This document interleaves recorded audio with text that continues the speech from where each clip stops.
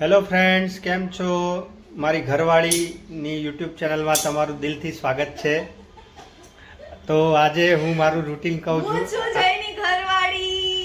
હા, આજે મારે રજા છે અને આજે સ્પેશિયલ જમવામાં અમારે જાહ્નવીબેન તરફથી કેળાનો છુંદો છે.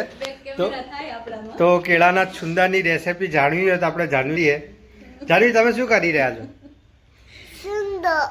હા, કઈ રીતે બનાવવાનો કે તો? પહેલામાં દૂધ નાખવાનું, પછી કેળા નાખવાનું, ખાંડ નાખવાનું, એટલું જ નાખવાનું. પછી શું કરવાનું? પછી મિક્સ પેલા દૂધ લેવાનું, પેલા કેળા લેવાના હોય? પહેલા કેળા, પછી ખાંડ, પછી દૂધ.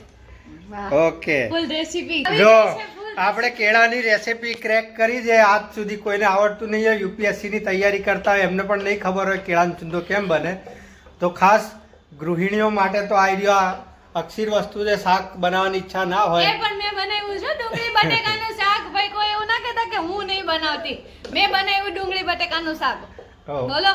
તો અમારે કેળાનો છુંદો, ડુંગળી બટેકાનું શાક, રોટલી આજે જમણવાર છે. તમે કાળા આવશો ને હું રૂપાળી આવીશ. કશો વાંધો નહીં. કાળો તો કાનુડો હતો. શું કેવું મિત્રો? નહીં દોસ્ત, કાળો કાનુડો નતો. તમે થોડા વધારે ડાર્ક છો, ડામર જેવા. ઠીક છે, તમારું માઇક નહીં કામ કરતું, હું એમને બોલીશ. તો આજે શરૂઆત અમારી આ રીતે થઈ છે.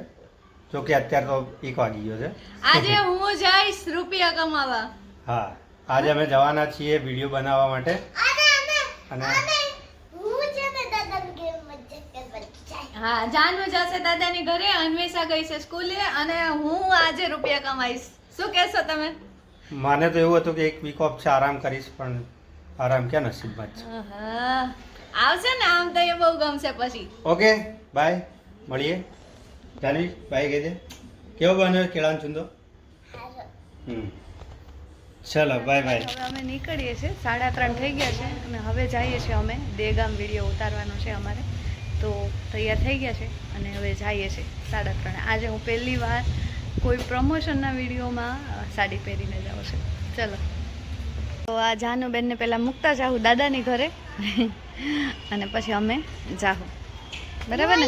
હાથ ચડતા શીખી ગઈ છું ઉપર. વાહ, હા હા, તમે રૂપાળા જ લાગો છો. વિડીયો ચાલુ છે. હું તો અહીંયા સનસ્ક્રીન હા હા આવી ગઈ. હા હા, લ્યો. સનસ્ક્રીન લગાડીને આવી ગઈ.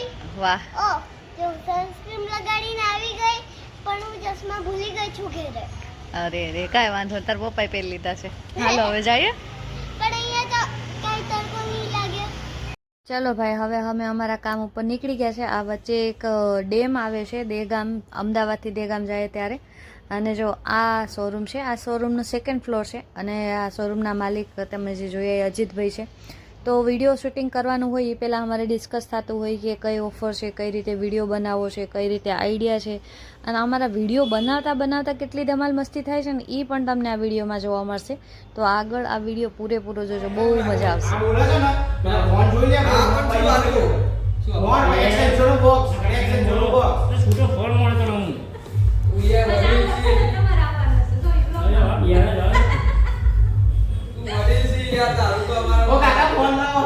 મેનેજર છે.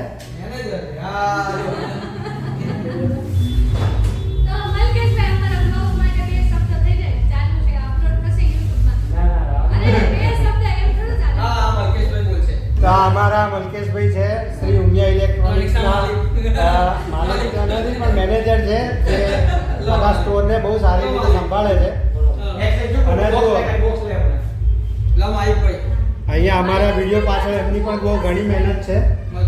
મલકેશભાઈની આ સ્ક્રિપ્ટ એમણે જ રેડી કરી આપી છે. અને અમારા માનીતા કલાકાર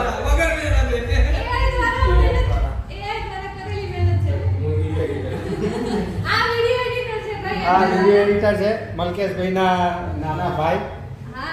અમારે થોડો ઘરે એવો છે કે ફોલોવર મારે છે ને એક્ટિંગ સ્કિલ એમની સારી છે.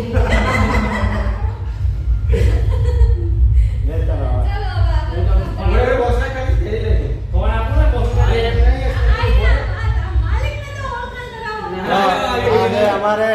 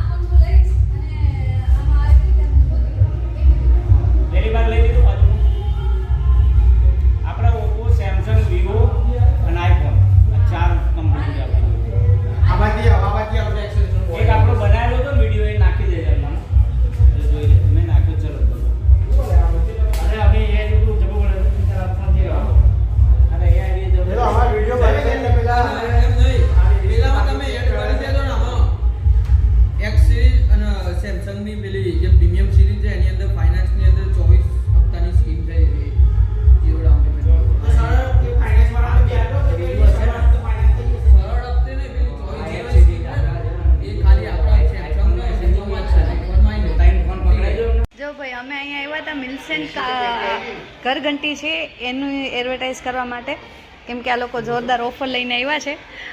ઓફર 11 તારીખથી 15 તારીખ સુધીની છે અને આ 3 ગિફ્ટો જે તમને દેખાય છે એ ફ્રીમાં મળે છે અને 999 ભરી અને ઘરઘંટી લઈ શકો. તો એની ઓફર ચાલુ થવાની છે હમણાં. દેગામ છે, ઉમિયા ઇલેક્ટ્રોનિક્સ, અને 3 માળનું શોરૂમ છે, મોટો શોરૂમ છે. જય પહેલાં અહીંયા જોબ કરતા હતા, તો હમણાં હું તમને મળાવું એના માલિકને, અજીતભાઈ હારે વાતચીત કરીએ. તો પહેલાં હું તમને બતાવું શોરૂમ.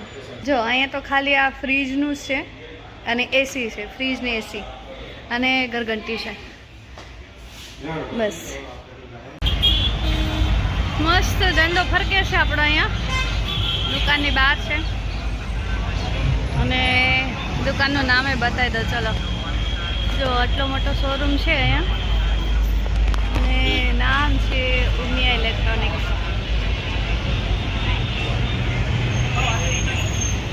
અને બાજુમાં જવાનું છે ફોનનો વિડીયો ઉતારવા.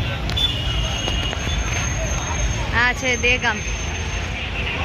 ચાલો ભાઈ, અમારું શૂટિંગનું કામ પતી ગયું છે, 6:45 થવા આવ્યા છે અને હવે અમે જાશું. બરાબર ને જય? જો શોરૂમ. હા, આ મોબાઈલના 2 છે, આ છે અને એક આ છે, 2. હા ભાઈ, ઘરે પહોંચ્યા ને 9 વાગી ગયા છે, 9:15 થઈ ગયા છે ને જો અમારી હાલત આવી કાંક થઈ ગઈ છે. તો વિડીયો શૂટિંગનું કામ પતી ગયું હતું, 7:30 જેવું થયું હતું અમારું. પછી અમે ગયા દેગામ શાક માર્કેટે, કેમ કે દેગામ બહુ શાકભાજી સસ્તું મળે ને અમે શાકભાજી ઘણું બધું લઈ આવ્યા છે.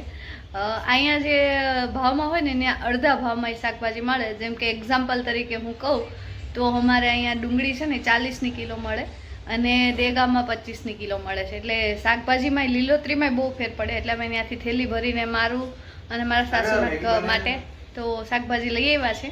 અને હવે જમવા બહાર જવું પડશે, કેમ કે મને લાગી જોરદાર ભૂખ 9:15 થયા છે. એટલે ચલો, બસ આવો કંઈક દિવસ હતો. એકદમ થાકી ગયા છે અમે. 2 વિડીયો શૂટ કર્યા, એક ઘરઘંટીનો હતો અને એક મોબાઈલનો હતો. 2 વિડીયો શૂટિંગનું કામ હતું આજે અમારે. પતી ગયું છે કામ, 9:15 થઈ ગયા છે. અમે 3:30 વાગ્યાના નીકળ્યા હતા, અત્યારે 9 વાગ્યા ઘરે આવ્યા. તો ફાઇનલી આવી ગયા સિટી કોર્નરમાં. જે નરોડાવાળા હશે એને ખબર જ હશે કે સિટી કોર્નર નરોડા ગામમાં વચ્ચે જ આવ્યું છે. 9:30 થયા છે ને હવે જમવા આવી ગયા છે અમે. વેટિંગમાં બેઠા છે, વારો અંદર નથી આવેલો, બધા ટેબલ ભરેલા છે. એટલે થોડી વાર અમે વેટિંગમાં બેઠા છે બહાર. અને પવન સારો છે, ઠંડી ઓછી થઈ ગઈ છે પણ પવન સારો છે અત્યારે. અને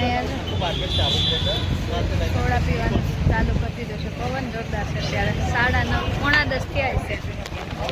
ભૂખ લાગી છે જોરદાર હવે તો. બસ આવો કંઈક દિવસ હતો અમારો, જે પનીર હાંડી, તંદૂરી રોટલી, છાશ ને પાપડથી પૂરો થયો છે. તો please like, share and subscribe my channel.